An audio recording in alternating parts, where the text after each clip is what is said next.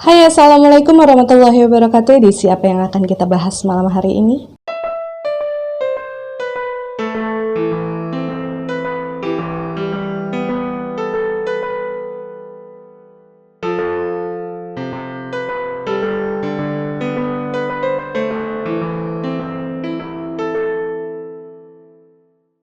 Ya, malam hari ini kita akan kembali masuk ke dalam edisi Dongeng Malam, dan kisah yang akan kita bahas dalam edisi Dongeng Malam kali ini adalah kisah dari sesosok entitas yang bernama Pak Salim. Dan disclaimer dulu untuk kalian yang baru pertama kali menonton channel YouTube ini, bahwasanya edisi Dongeng Malam adalah edisi di mana kita akan sama-sama mendengarkan kisah dari sesosok residual energi yang pernah hidup di masa lalu ya. Perkara kalian nantinya akan percaya atau tidak itu menjadi hak kalian sebagai penonton. Yang terpenting adalah bagaimana kita bisa saling menghargai perbedaan dan juga bisa saling menebarkan energi yang positif. Dan kalau misalkan di antara kalian ada yang bertanya-tanya kenapa belakangan lebih sering edisi Dongeng Malam yang ditayangkan di channel YouTube ini ya, alasannya adalah karena kalau misalkan untuk membahas edisi Dongeng Malam, energi yang saya perlukan itu jauh lebih sedikit ketimbang ketika saya harus menceritakan kisah-kisah yang berasal dari rekam misteri gitu ya.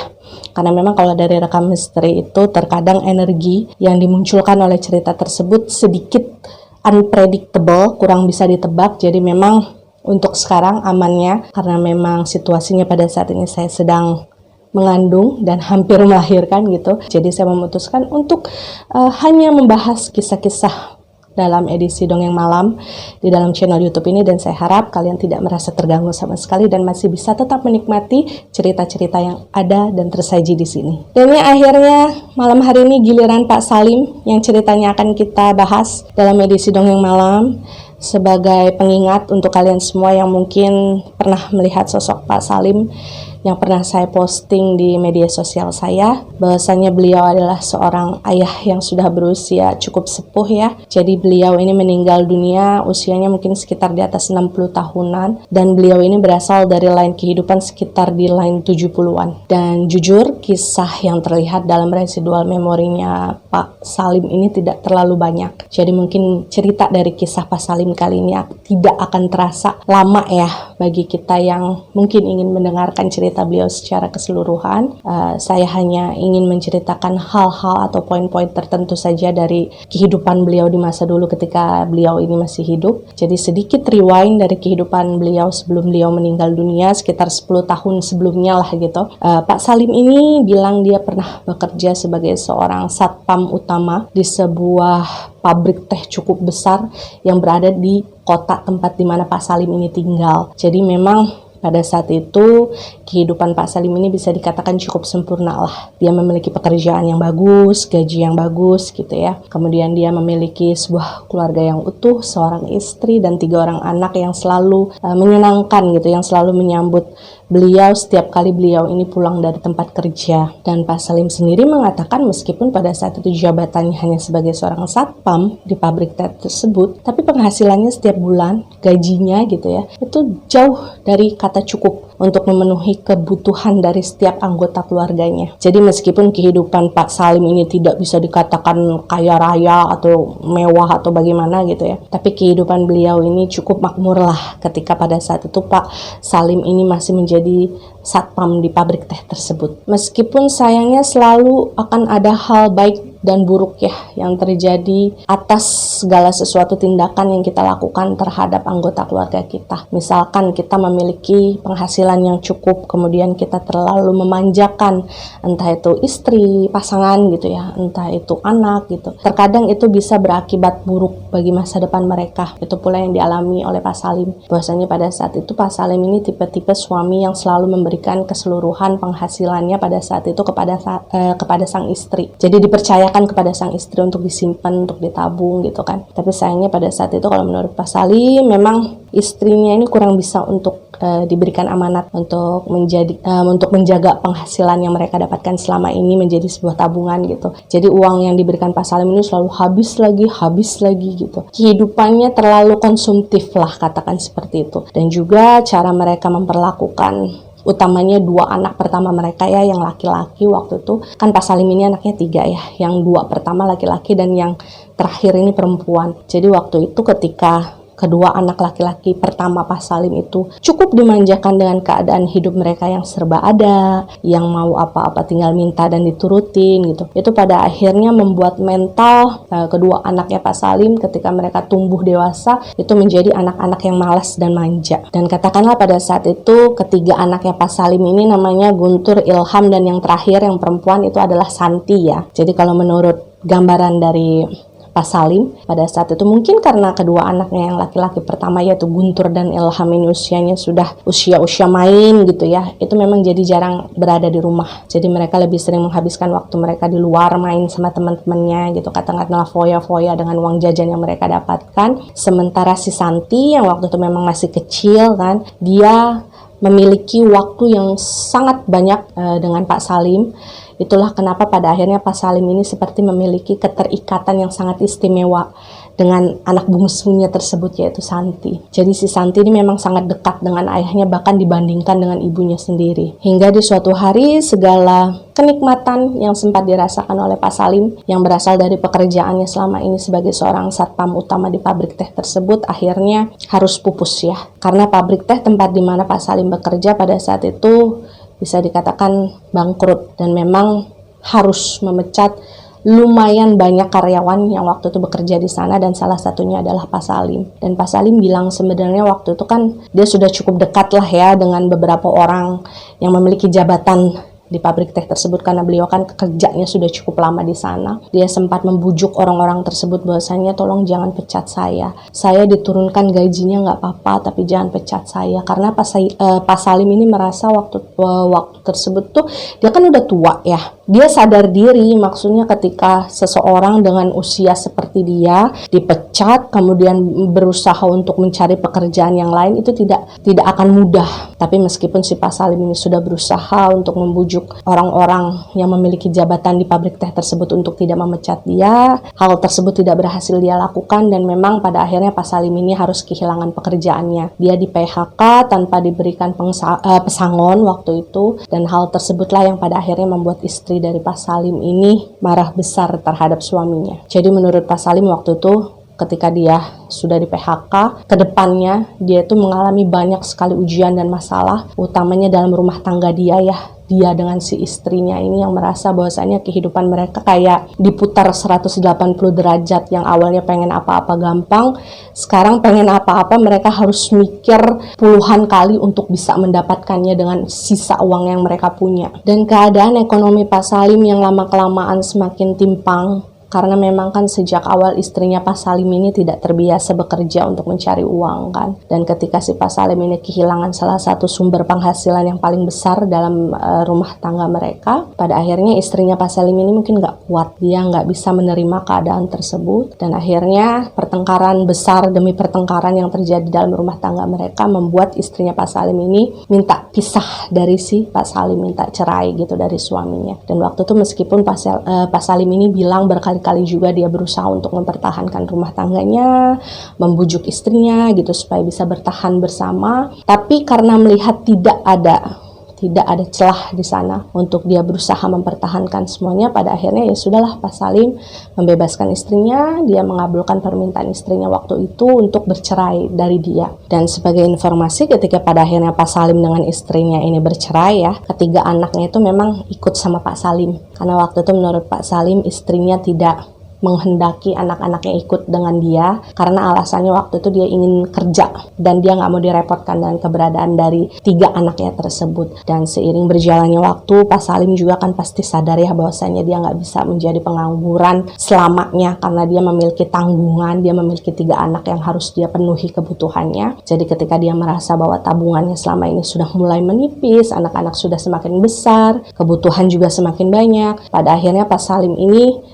mulai berusaha untuk mencari kerjaan apapun itu yang penting bisa menghasilkan uang. Dan waktu itu kebanyakan pekerjaan yang didapatkan oleh Pak Salim adalah menjadi kuli bangunan. Dan ketika malam harinya dia menyewa becak dari seorang juragan gitu. Kemudian dia menarik becak tersebut sampai misalkan dari maghrib gitu ya, itu sampai malam hari. Dan beliau menjalani pekerjaan-pekerjaan tersebut itu nggak hanya setahun 2 tahun, tapi hampir 10 tahun dalam masa kehidupannya. Dan semakin tumbuh remaja, kedua anak laki-laki dari Pak Salim yang tadi kita sebut saja namanya Guntur dan Ilham ya, itu tumbuh menjadi anak yang semakin rebel. Jadi misalkan mereka ini jadi jarang pulang ke rumah, mereka lebih senang tinggal di jalanan karena mungkin mereka merasa nggak ada yang ngatur di sana, dan mereka merasa juga bapaknya sudah mulai tidak bisa memenuhi apa yang mereka mau gitu. Jadi ketika si Pak Salim ini sudah merasa sudah tidak sanggup lagi ngurusin mereka nih gitu, nggak bisa diatur lagi kedua anak laki-lakinya, ya sudah, meskipun sempat merasa sedih dan kehilangan, Pak Salim akhirnya membebaskanlah kedua anak laki-lakinya pada saat itu untuk menjalani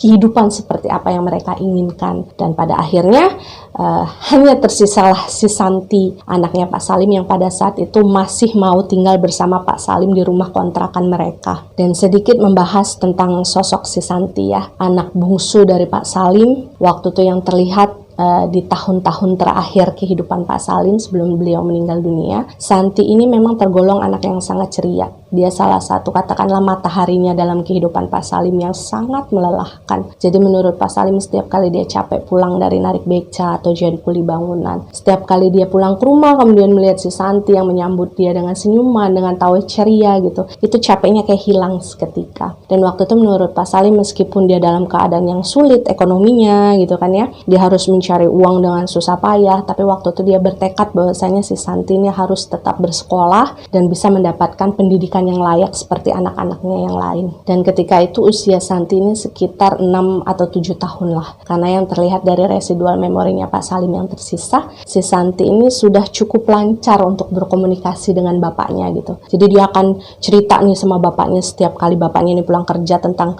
apa aja sih yang terjadi dalam kehidupannya si Santi dalam satu hari tersebut yang tidak sempat disaksikan oleh bapaknya, karena bapaknya kan harus bekerja waktu itu. Dan satu hal yang paling diingat oleh Pak Salim sampai akhir kehidupannya, bahkan sampai ketika dia menjadi sesosok entitas ya, ada satu momen di mana si Santi ini mengatakan bahwasanya untuk pertama kalinya si Santi ini meminta sesuatu dari si Pak Salim. Karena selama ini Santi ini selalu segan gitu untuk meminta sesuatu yang dia inginkan. Mungkin karena dia tahu juga keadaan ekonomi ayahnya kan nggak begitu bagus. Cuma waktu itu menjelang ulang tahunnya si Santi yang ke-7 tahunan mungkin ya, 6 atau 7 tahunan, si Santi ini untuk pertama kalinya ngomong ke bapaknya kalau dia pengen pengen punya sepasang sepatu yang pada saat itu lagi tren di antara teman-teman sekolahnya. Dan ketika si Pak Salim ini tahu sepatu apa yang diinginkan oleh Santi, kemudian tahu juga harganya lumayan mahal waktu itu,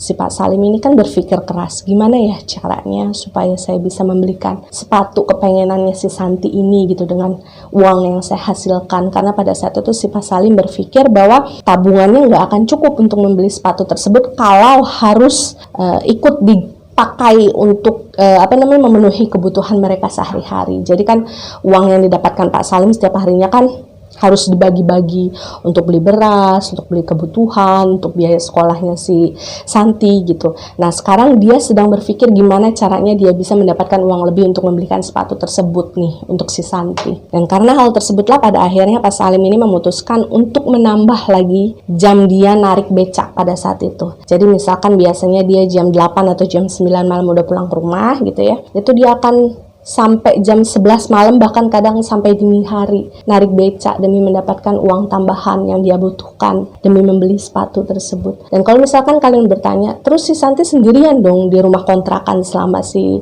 Pak Salim ini kerja narik becak atau jadi kuli bangunan? Jawabannya enggak, karena menurut penjelasan Pak Salim waktu itu ya, untungnya dia tinggal di dalam sebuah lingkungan pemukiman warga yang sangat baik, yang sangat penuh dengan pengertian. Mereka tahu posisinya Pak Salim pada saat itu, jadi setiap kali si Santi ini pulang sekolah, kemudian si Pak Salim kan lagi kerja posisinya, Santi ini akan katakanlah numpang di rumah tetangga sampai si bapaknya pulang. Jadi si Santi ini sama sekali nggak sendirian di tempat dia, dan tetap ada yang mengawasi waktu itu. Dan hanya selang beberapa hari sebelum hari ulang tahun si Santi, Pak Salim ini mengalami sebuah kecelakaan yang tidak pernah dia bayangkan sebelumnya. Jadi kalau menurut penggambaran yang bisa saya jelaskan kepada kalian ya, waktu itu malam sudah gelap.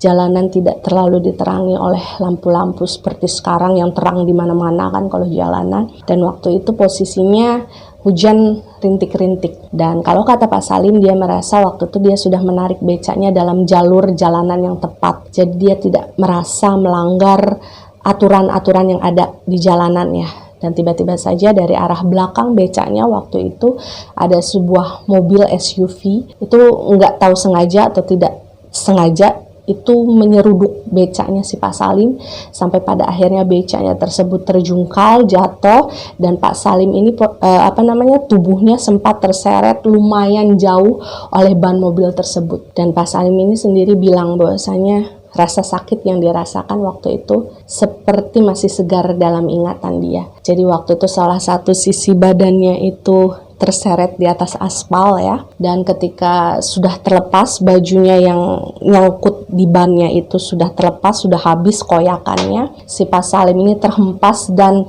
mental menghantam bagian sisi dari jalanan aspal pada saat itu. Dan menurut Pak Salim waktu itu keadaan dia masih sadar ya.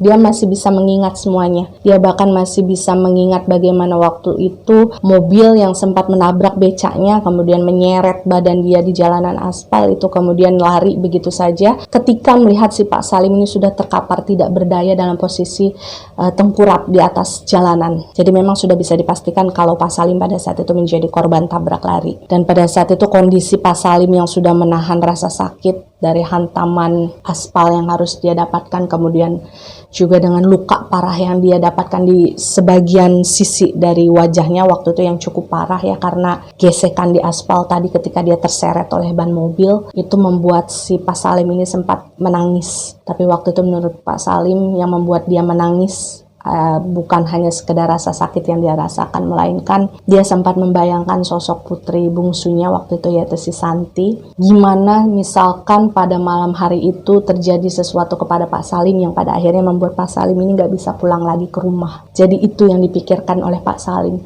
Dan posisinya pada saat itu yang terlihat dengan jelas adalah beliau bisa dikatakan sudah dalam keadaan sakratul maut gitu ya, setengah sadar, matanya juga sudah tidak bisa terbuka secara utuh, dan waktu itu memang tubuh rentak beliau, di mana pakaian beliau sudah terkoyak, itu dihujani oleh hujan yang semakin deras turun. Pak Salim bilang waktu itu dia cuma merasa cemas gimana kehidupan Santi akan berlangsung setelahnya kalau misalkan Pak Salim ini nggak ada. Jadi Pak Salim ini benar-benar di dalam kepalanya waktu itu yang terputar hanya tentang Santi.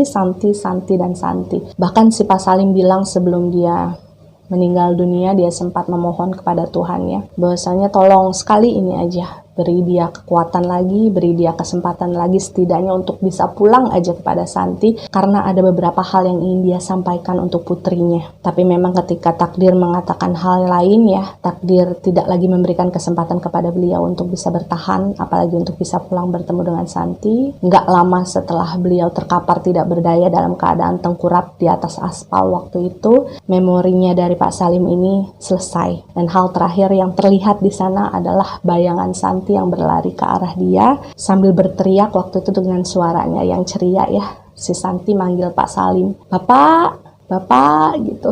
Dan cerita Pak Salim ini menjadi salah satu cerita yang cukup menyedihkan. Itu pasti ya, apalagi bagi saya yang pada saat itu memang harus berhadapan langsung dengan beliau, berkomunikasi dan melihat residual memori yang ada di dalam diri beliau. Bahwasanya Pak Salim ini adalah sosok seorang ayah yang selalu berusaha untuk melakukan hal-hal terbaik bagi anak-anaknya, sekalipun beliau ini berada dalam situasi yang cukup kekurangan. Satu pembelajaran yang bisa saya dapatkan dari Pak Salim adalah sebagai orang tua, entah itu ayah, entah itu ibu gitu, akan selalu melakukan hal yang terbaik untuk anaknya. Sekalipun mungkin dunia bersikap tidak adil terhadap mereka, tapi mereka selalu berusaha untuk bersikap adil terhadap anak-anak mereka. Dan satu hal yang harus kita sadari sebagai seorang anak ya, yang mungkin sekarang masih memiliki orang tua, entah itu ayah dan ibu, bahwasanya setiap orang tua itu memiliki karakternya masing-masing. Ada ayah yang sikapnya mungkin pendiam, ada ayah yang mungkin love language-nya memang physical touch gitu, yang sering meluk, yang sering memuji gitu. Tapi ada juga sosok ayah yang memang karakternya cuek, terlihat tegas dan keras gitu. Tapi percayalah bahwasanya setiap ayah, setiap ibu, setiap orang tua itu pasti selalu menganggap anak-anaknya spesial di dalam hati mereka. Mereka hanya katakanlah mereka hanya memiliki cara mereka masing-masing untuk bisa menunjukkan perhatian mereka sebagai seseorang yang bertanggung jawab terhadap anak-anaknya dan mengharapkan anaknya bisa menjadi versi yang terbaik untuk masa depan mereka masing-masing nantinya. Jadi kalau misalkan ayah kalian atau ibu kalian, orang tua kalian gitu, mungkin tidak sengaja melakukan sesuatu yang menyakiti hati kalian, kemudian kalian merasa bahwa tindakan mereka mungkin agak semena-mena dengan kalian gitu ya, ya maafkan, dimaklumi, karena mungkin mereka kurang memahami bagaimana cara menyampaikan rasa kasih sayang mereka terhadap kalian semua sebagai anak. Jangan marah, jangan mengutuk, apalagi berpendapat bahwasanya orang tua saya nggak sayang sama saya, orang tua saya nggak pernah mau bertanggung jawab dengan saya. Jangan pernah berpikir seperti itu, karena nanti ketika kalian sudah tidak lagi bersama orang tua, apalagi ketika orang tua kalian sudah dipanggil oleh Tuhan, di saat itulah kalian akan terasa bagaimana rasanya, bagaimana berharganya sebenarnya memiliki orang tua di dalam kehidupan kalian. Dan ya, demikianlah keseluruhan kisah dari sosok entitas bernama Pak Salim ini ya. Saya berpesan, jangan pernah lupa untuk bisa tetap mendoakan beliau, Pak Salim ini, untuk bisa segera melewati prosesnya ya dengan baik. Saya juga tidak tahu pasti apa perasaan keduniawian beliau yang pada akhirnya masih membuat beliau nyangkut. Saya hanya berharap bahwasanya secepat mungkin gitu ya, beliau bisa menemukan tempat yang jauh lebih tenang, yang jauh lebih baik, bahkan bisa sirna untuk ikut bersama ruh sejatinya di rumah Tuhan. Dan saya sendiri juga tidak tahu apakah sampai saat ini anak bungsu beliau yang kita sebut saja namanya Santi ini masih hidup atau tidak. Kalaupun misalkan sosok Santi ini masih hidup, saya hanya ingin menyampaikan bahwasanya kamu adalah salah satu anak yang beruntung, yang sangat dicintai oleh ayah kamu, dan ayah kamu selalu berharap di dalam kesehariannya sebagai sesosok entitas ya, bahwasanya kamu bisa menjadi seorang anak yang berhasil dan menjadi anak yang baik di masa depan. Ya, percaya atau tidak itu adalah hak kalian sebagai penonton setia. Jika kalian percaya dengan apa yang saya ceritakan, maka jadikan pengalaman. Jika kalian tidak percaya, maka jadikan ceritanya sebagai dongeng malam biasa. Terima kasih yang sudah subscribe, terima kasih yang sudah selalu setia nonton. Jangan lupa di like, di komen, dan di share supaya teman kalian bisa ikut menonton video ini. Sampai jumpa di video-video berikutnya. Wassalamualaikum warahmatullahi wabarakatuh.